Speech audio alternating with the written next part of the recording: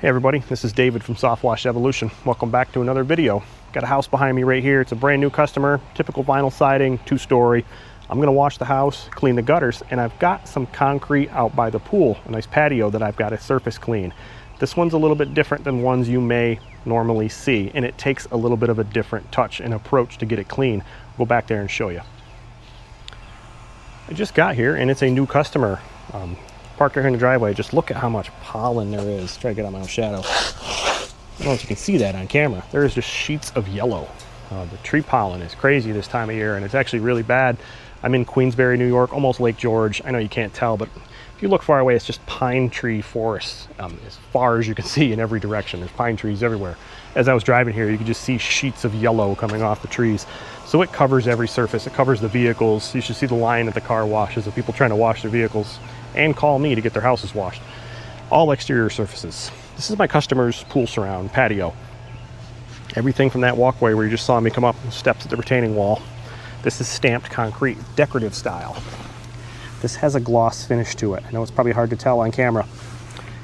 They pour this concrete, they do their saw cuts, and they stamp a design into it to make it look like it's natural stone. You end up getting all these surfaces that the water lays in, so therefore the dirt lays in it different. It makes it look like it's natural stone, but it's just concrete. It's very common, especially around pools and stuff. It gives it some grip so they're not slipping and falling on a wet surface. Normally broom finish concrete, if you're thinking of like a normal sidewalk. When it's almost dry, they take a nice stiff bristle broom and brush across it horizontally. It gives it those grooves. That way it's not, slippery. But concrete usually gets sealed. Pavers do this a lot too. They spray the sealer on there. A lot of you guys do paver and concrete sealing after you wash it. I don't. But if you're not resealing concrete like this, you do not want to go at this with a pressure washer turbo nozzle or a red tip or even a surface cleaner with pressure washing nozzles on it. You'll end up stripping the sealer away and leaving rings everywhere. The sealer does not wear away evenly. Because of these depressions and impressions in stamped concrete, the parts up top that are sticking up higher, the sealer wears away faster. The divots down below, the sealer, doesn't get worn away because of foot traffic and, moving the grill back and forth and furniture. It doesn't wear evenly. So if you go at it with a pressure washer, especially a rotary surface cleaner, the constant digging in, you'll leave marks all over it. If you're planning on stripping this and resealing it, absolutely, go to town. Use a surface cleaner, use a turbo nozzle, whatever you got to do. But this one, I'm going to show you how to just wide fan tip clean this with a gun and then post treat it with some SH to clean it up. You can see I've got bird droppings, a lot of them, some spots there. And I've got a little bit of organic, especially over here by the house, starting to darken. It's getting a little slimy.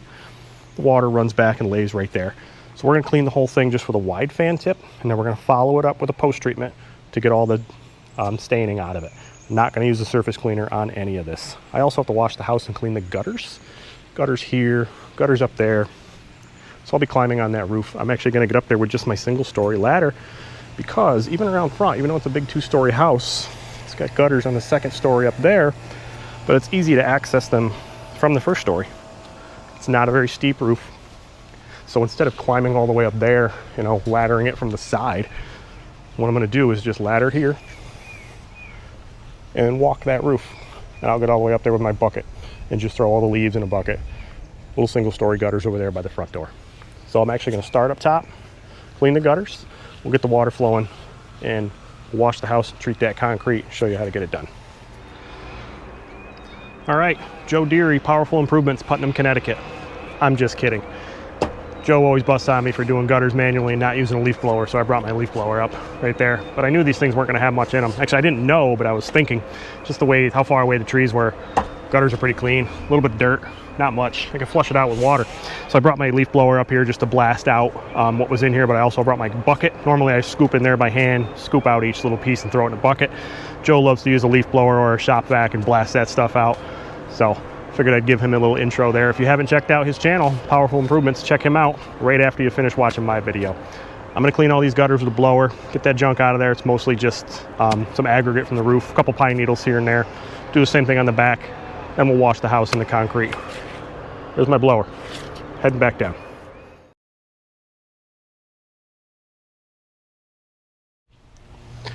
All right, I'm finished washing the house. I'm finished cleaning the gutters. We're ready to go do that pool surround patio in the back there with the stamped concrete, the gloss finish.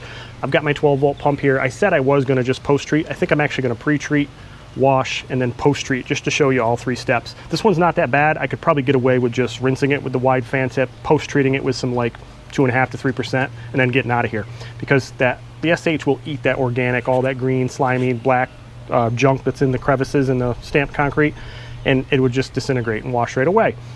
But I want to show you a good before and after, so we'll pre-treat with probably some 2.5 to 3. I'll rinse it, and then we'll post-treat it with like some 2%, just to show you a real good view. So soft wash pumps here, or my soft wash pumps on the back side, switch is right there, it's already on. So let's turn the dial, let's get it like 2.5, let's go straight up and down there. Now we're gonna pre-treat this. I've got my hose pulled out. I wet these stairs and the blacktop driveway underneath me because this is all angled this way, it's gonna run. So we're gonna start treating this whole thing. I washed the house, there's my pressure line right there and my pressure gun. I was downstreaming. I went around this. This one's pretty easy as far as vegetation goes because it's got this nice cobblestone surround. There are some shrubs. There's grass right here around this fire pit. But if there were grass and flowers and shrubs right up against that concrete where you were treating, everything, all that pre-treatment of SH is going to run right into that. It's going to torch the edge of it. So you got to keep it wet with water. I wet all these shrubs and stuff. You can still see, I mean, the sun's out cooking right now, but they're still kind of wet. I soaked all these because even though you don't get the SH directly on them, it gets into the roots. So give them a good bath. I mean, I was 10 minutes just sitting here just soaking all these shrubs. Same thing over here. You can see the house is still dripping wet. It's wet right there. That's where I rinsed. I gave this grass a nice bath, even though it's pretty far away. Probably won't touch it. We're gonna go ahead, pre-treat this, rinse it with that wide fan tip on my J-rod with just a pistol grip to stay far away from it. And then we'll post-treat and you'll see how much different it looks. All right, I'm all the way stretched over here as far as I can get, as far as my hose needs to be anyway, by the fire pit. It's kind of shaded over here. So in my soft wash gun right now, my 12-volt, I've got a fan tip. There's no surfactant in this, it's just that 2.5% SH. So I'm just gonna go around nice and easy. And you see like the bird droppings right there. No pressure with this. 12-volt, I'm just gonna lay down a treatment. I'm not gonna spray it on any shrubs, any trees, in the grass or anything like that. I'm just pushing this stuff around. I'm not using pressure. It's treatment, letting the chemical do the work. We're gonna let the SH lift all that grime and all those dark spots out of this concrete. I'm gonna have to move those. There's 2 grills and then there's the roll there for their solar cover and those couple of tables and chairs. She told me about it. She said she couldn't move those. They were too heavy. I'll just treat a spot, move those over, treat another spot. Same thing when I rinse. The grill's on wheels. That one is hooked up to the natural gas line. I'm sure I can get it far enough away just to move it around. Well, I'm gonna go around basically this whole pool like this. I'm starting over here. Well, I'm saying when I do it an edge like this, you get near the plants and push the stuff away. You just do that around the whole perimeter and then fill in towards the pool. Same thing. That might be a salt pool. It might be a chlorine pool. I don't know, but I'm not gonna spray the SH in the pool after I do the perimeter. Kind of like painting a room. You cut in, you do all the edges first. So I did the edge over there, then I'd come over here, spray that way, get this stamped concrete around, do the whole thing, and after I went around the whole pool that way, I'd fill in the middle. I'm gonna do that whole thing with 2.5, come back on when I'm ready to rinse it away with my pressure washer. All right, so this patio is treated. You actually see the area where I started in the sun right here. It's actually starting to flash dry. But the rest of it is treated all the way around. 2.5% SH, and I'm just going to let the chemical do its thing. So it's been probably 10 minutes of dwell time. It's in full sun, I don't want it to dry all the way. So what I'm gonna do, I've got a 2540 fan tip right there in the middle. The 2 shooter tips on the outside, and then that's actually a pressure washing tip. That's like a, let me see what size that even is. 2515, I'm not gonna use that little one. I'm gonna use the wide fan tip on a pistol grip. So I'm gonna stand that far away. If you're using a pressure washing nozzle, turbo nozzle, anything like that, the closer you get, you are changing the pressure. You know, if I want to get that pile of bird droppings right there off, if I got right here, I'm going to take chunks of that sealer off too. Stand back here up straight, and I'm just going to fan. I'm going to start at the pool and push outward. That's all I'm going to do. I'm not really pressure washing. I'm letting the chemical do the work. So my pressure washer's off. Let's fire it up. It's on.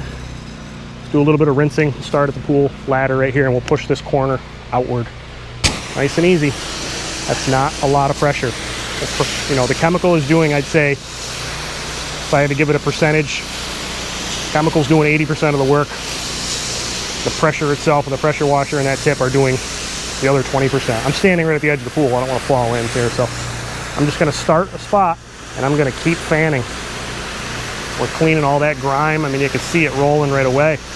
So at the end, when I post treat this again, the last little bit, chemical will take care of the end of it. So I'm gonna keep doing this. We'll cut back in when it's all rinsed and we'll lay down a post treatment. All right, just finished up rinsing with that wide fan tip. Done with the pressure gun. I just started applying a little bit more of my post treatment. I kept it at 2.5, and I'm just going around right now. Started right here, I'm kind of working towards the other way, laying down another post treatment at 2.5. Some of it's still wet, some of it's starting to flash dry in full sun like this. But the patio is already a lot cleaner than it was before. If you ever want to know if there's sealer on concrete or not, I have these rubber rain boots on. I wear them all the time, but it kind of sounds like sneakers on a basketball court. If you hear that, that's a sign that you have sealed concrete with a nice gloss finish. If you go at that with a surface cleaner, the tips being an inch away from that, you're going to strip away that sealer, and it won't strip it away evenly. It will strip all, you know, the high spots will get stripped, the low spots won't. When it dries, it would look god awful. But if you're doing a follow-up of, you know, sealing concrete, that's one of your surfaces or one of the services you provide, then yeah, go ahead. But if you don't and you just start hammering away at this gloss finish sealed concrete, especially stamped concrete, and then leave, you'll get a call in a couple hours from that customer, and it's going to be expensive to fix. Pre-treat, rinse it with a wide fan tip, post-treat. I'm going to finish up my little bit of post-treatment I've got around the edges here. This concrete's going to look great. I hope you like this video. Make sure you subscribe to my channel. Thanks.